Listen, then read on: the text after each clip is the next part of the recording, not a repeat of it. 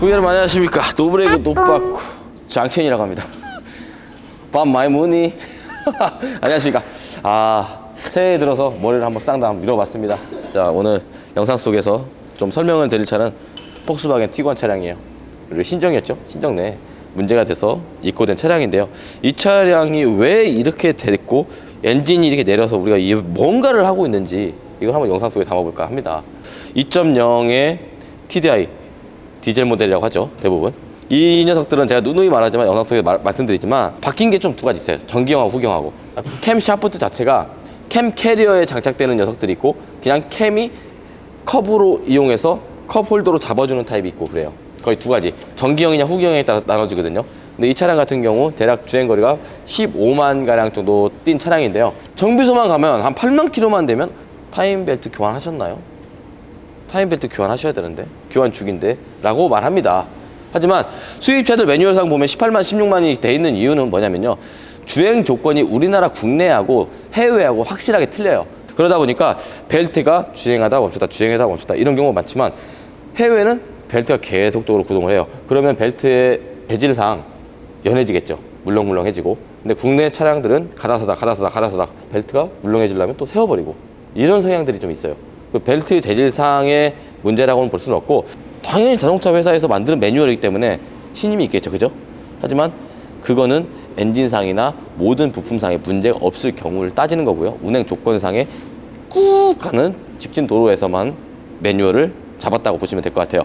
우리나라처럼 가다서다 반복이 많은 나라는요, 좀 더 빨리 교환해주고 좀 더 빨리 관리해주는 게 원칙이에요. 폭스바겐 골프 차량들은요 특이한 게 있어요. 16만 킬로까지 타라고 했는데 16만 킬로까지 타기 전에 워터펌프가 터져요.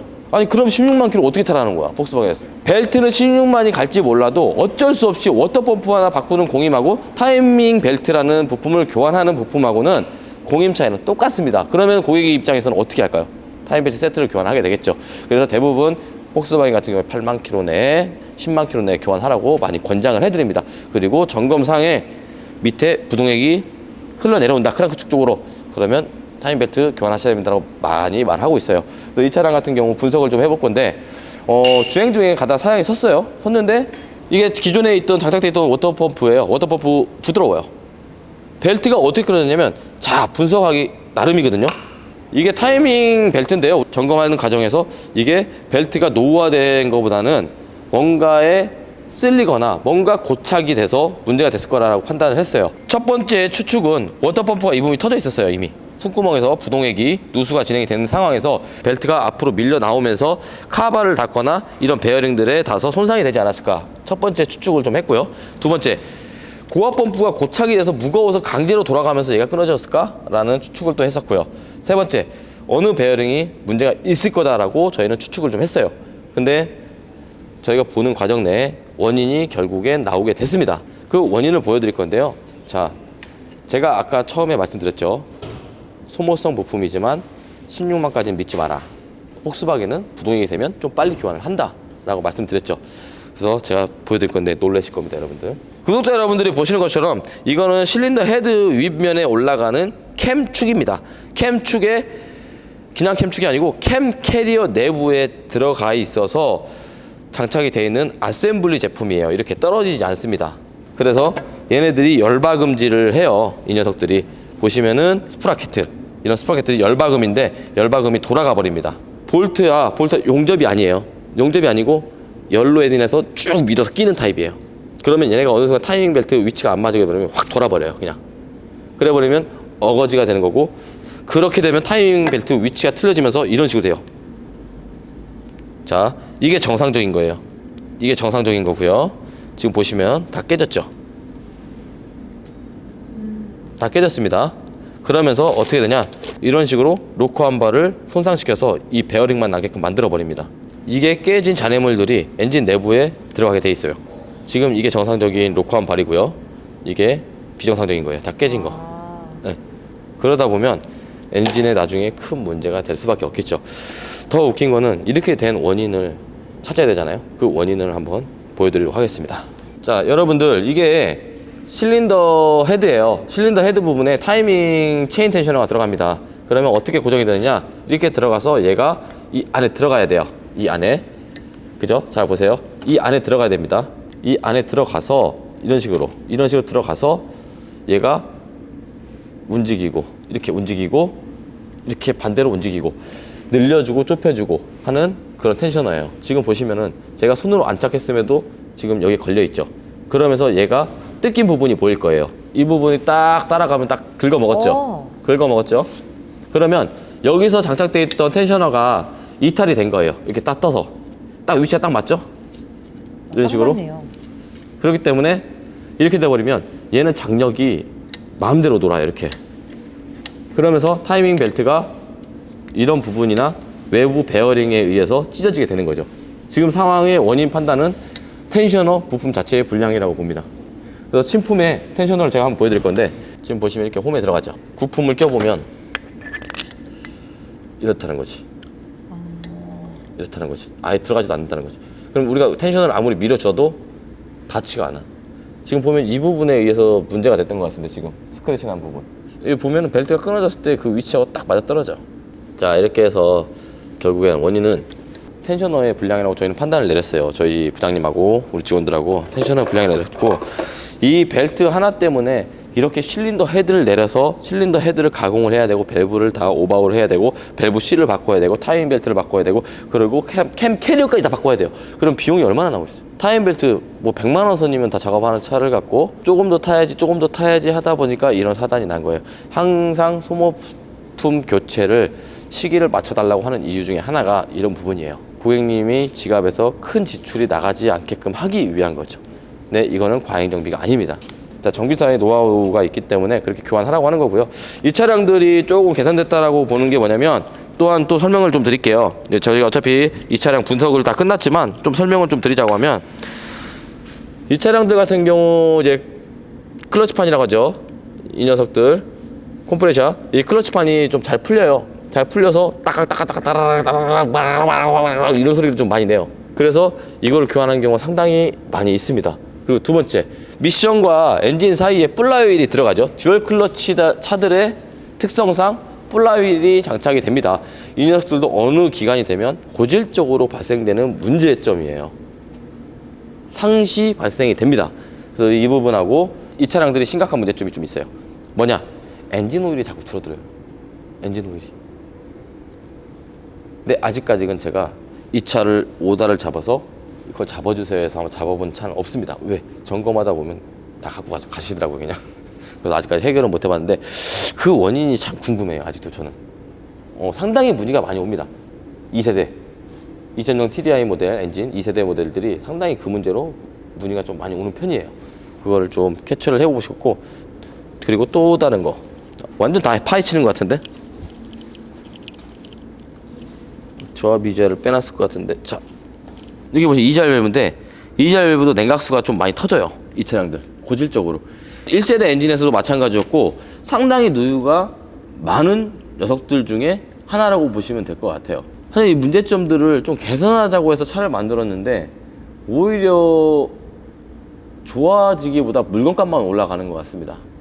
네, 그래서 좀 안타까움이 좀 많고, 이 차량이 90만 원의 작업이 될 게 700만 원 돈이 나왔죠. 네, 부품가까지 다 공개했습니다. 캠 캐리어 하나만 로컨발만 해도 300만 원이 넘어갑니다.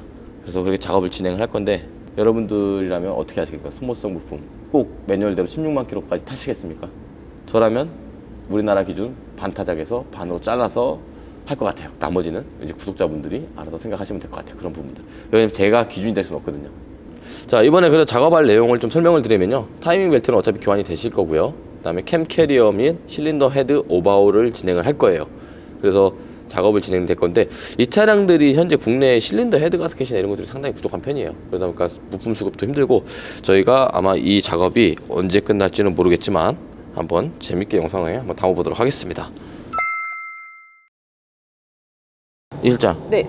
이제 우리가 물건을 기다리는 동안에 네. 다 세척도 했고, 다행히도 국내에 이 녀석이 있었어.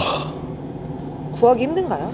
이게 지금 국내 재고가 없었는데 타업체에 딱 하나 재고가 있다고 해가지고 그나마 다행히 구해서, 이게 없었더라면 거의 한 달 이상을 또 방치를 해야 되는 상황이었거든. 저희가 지금 헤드 가스켓이 도착을 해서 헤드 가스켓을 장착을 할 겁니다. 이거 면은 다 깨끗하게 저희가 다 만들어 놨고요. 헤드 작업을 하면서 말이 많이 나오는 게 여기 면을 뭐 그라인딩으로 밀어도 되냐 안 되냐라는 말이 상당히 많은데, 얘네들을 보시면 알루미늄이 아니고 주철이에요. 주물이에요, 주물. 저희가 솔 브러쉬로 아무리 밀어도 그렇게 뭐 깎여 나가거나 그러지 않습니다. 이 솔 브러쉬로 여기를 그라인딩을 해주는 이유는 이런 가스켓들의 코팅된 부분들이 이 안에 달라붙는 점, 그리고 기존에 쌓였던 카본들, 이런 부분들만 좀 날려주고 평탄화 작업을 따로 합니다.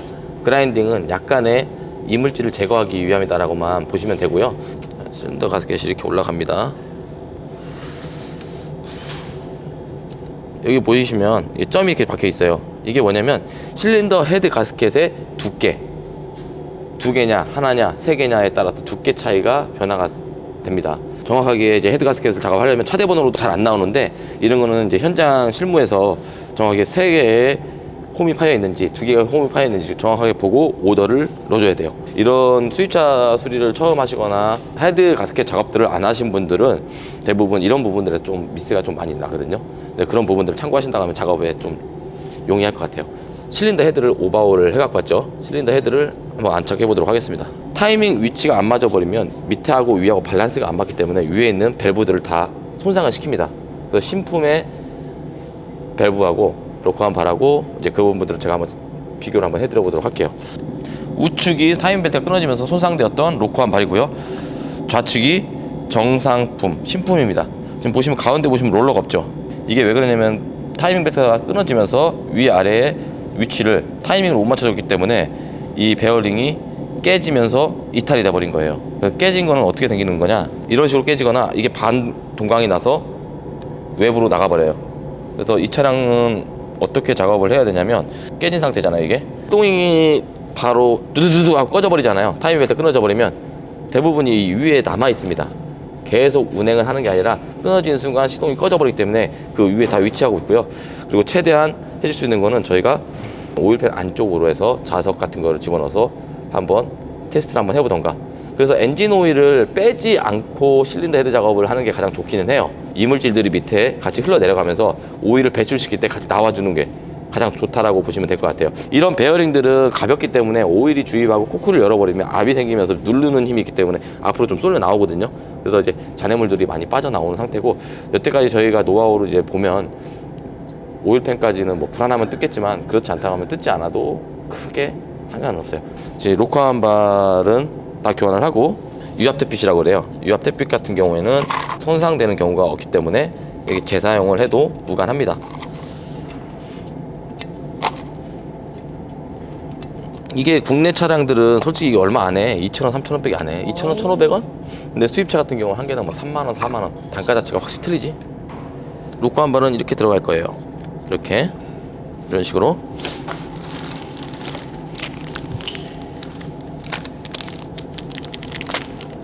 너무 비싸 이게. 이것만 한 50만 원 돈 나오고 같은데 진짜.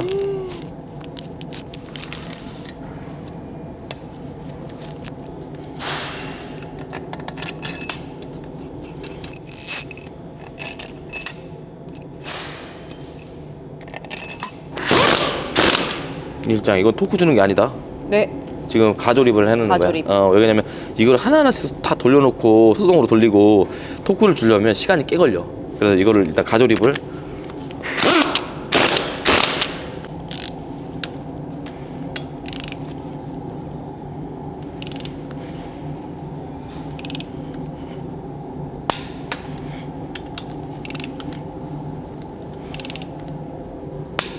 이게 600이야 지금 토크가 600.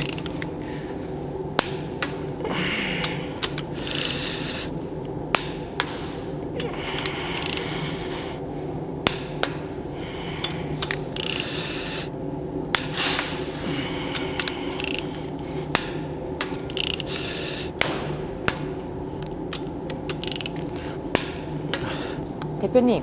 응? 그런데 응. 알루미늄 엔진하고요. 응. 주물 엔진하고 응. 토크 값을 주는 게 혹시 다른가요? 너무 똑똑해진 거 아니냐? 네? 너무 똑똑해진 거 아니야? 그 정도. 갑자기 그런 걸 질문한다고? 그 정도는 아니고요. 그래 이런 걸 뭐라고 사자성어로 뭐라고 하냐? 선생님께 3점이 풍어를 읽는다고? 그렇죠. 어깨너머를 엄청 배워오는데. 아, 알려줄게. 디젤 차들은 거의 알루미늄 블럭을 사용하지 않아. 압축 압력이 워낙 세기 때문에 워낙 그 변형도 있고 오히려 블럭이 망가지는 것보다 헤드가 망가지는 경우가 상당히 많거든. 그리고 가솔린 차량들 같은 경우에는 압축 압력 방식이기도 하지만 불꽃 점화를 하는 방식이다 보니까 압축비가 디젤하고 많이 틀려. 그리고 디젤은 강성 있는 걸 쓰기 때문에 주물을 쓰고 이렇게 보면은 우리가 엔진 작업 하다 보면 얘는 주물이지. 네. 얘와 색깔이 틀리지. 네. 얘는 알루미늄이고. 네. 이런 애들은 토크를 줄 때 대략 디젤 차들 같은 경우는 한 1000바까지도 줘. 1000뉴턴까지. 1200뉴턴까지도 주고. 근데 얘 같은 경우도 지금 주물이잖아. 네. 알루미늄은 750에서 700 정도면 거의 끝난다고 보면 얘네들은 거기에다가 한 200에서 300 더. 뉴턴은 더 들어간다라고 보면 돼. 토크를 더 많이 줘야 돼, 그만큼. 아. 볼트가 가솔린 모델하고 디젤 차를 보면 볼트 자체도 두께가 상당히 많이 틀려. 맞아요. 확실히 긴 거 같아요. 길고 얇잖아. 네. 디젤은, 가솔린은, 그지? 디젤은 두껍고 네. 좀 길고. 그 차이고. 이게 지금 내가 600까지 준 거거든. 700도 들어가나 볼게. 봐봐.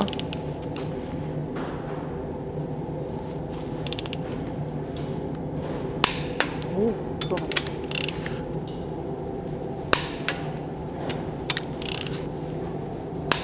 헤드볼트는 한 번에 쪼는 게 아니야. 내가 헤드볼트 쪼을 때 어떻게 네. 쪼았어, 일자? 한 번에 조이지 않고 기다렸다가 다시 하셨던 것 같아요. 왜 그러냐면 실린더 헤드볼트는 늘어나게 돼 있거든. 그 늘어나는 거를 기다려주는 거야. 아. 응. 이런 부분은 영상에서 자주 담았던 부분인 것 같아요. 이게 원래 헤드볼트를 무조건 토크 주겠다고 무조건 쪼아버리면 그냥 부러지거나 빡 파고 들어가 버려. 이제 이 차량들 같은 경우에 아까 제가 캠 캐리어를 누누이 얘기했을 거예요. 이게 손으로 돌리면 이렇게 부드럽게 들어갑니다. 이렇게 부드럽게 들어가죠. 고장 났을 경우에 어떻게 되냐면 이 녀석들이 강제로 들어가다 보니까 휘어요. 고장난 애들은 이렇게 저희가 손으로 돌려도 안 돌아갑니다. 안 고착이 돼서 안 돌아가는데 안 깨졌다고 다시 사용하시는 분들이 간혹가다 있으시거든요. 정확하게 이걸 재사용하려면 서 있는 양정이 정확히 맞는지 이렇게 부드럽게 들어가는지 안 들어가는지 확인하고 꼭 사용을 하세요. 100% 이거 안 돌아가는 거 그대로 올렸다가 당연히 벨트 걸면 강제로 돌리면 돌아가요. 나중에가 문제돼요. 왜냐면 엔진이 무겁게 돌기 때문에 그만큼 부하를 많이 받아요. 엔진 손상을 재발생할 수 있는 파츠 중에 하나예요. 그래서 항상 체크하고 올라가 줘야 되는 부품 중에 하나입니다. 금액이 얼마예요?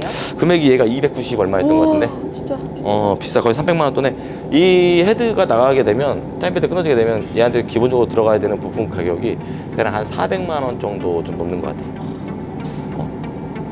어마무시하게 커지지.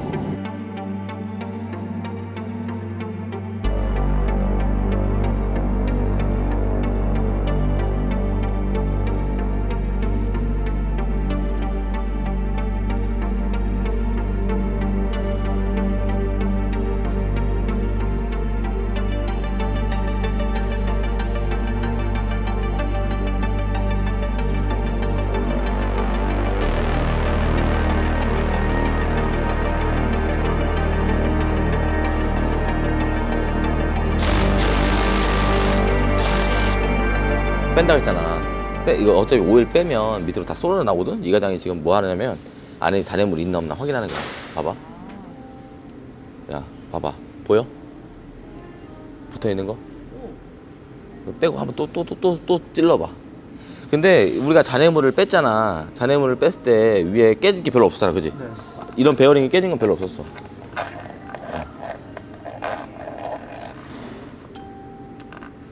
봐봐, 안 나오잖아. 이제 안 나오잖아. 왜냐면 잔해물이 그렇게 많진 않았거든. 근데 스테인에서 어차피 다 막아. 펌프를, 걸러준다는 거죠? 그렇지. 펌프질을 해준 다음에 그 다음에 위로 엔진 위로 올라가는 거니까. 근데 잔해물을 봤을 때는 내가 봤을 때 한 개 정도, 한 4-5개 나오겠다. 4-5개 나오면. 그렇게 깨진 게 없어가지고. 봐봐, 없잖아. 한 4-5개 빼고는 없겠다. 자, 다 마무리 됐으니까 시동 한번 걸어보자. 시동 한번 걸어봐.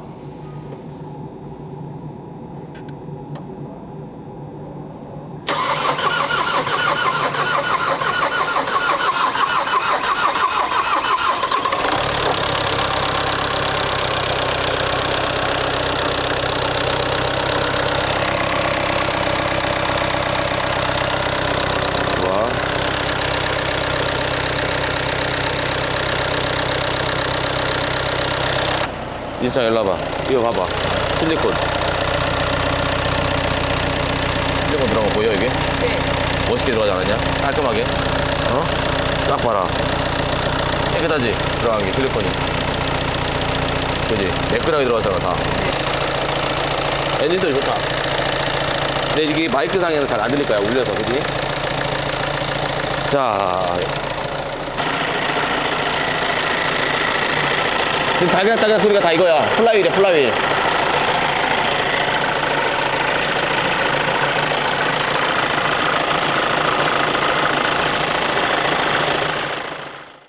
엔진 소리 너무 좋은 것 같은데? 들었지? 네. 좋아, 안 좋아? 좋아요. 누가? 디젤이요. 디젤이 좋아? 제 차가 디젤이라.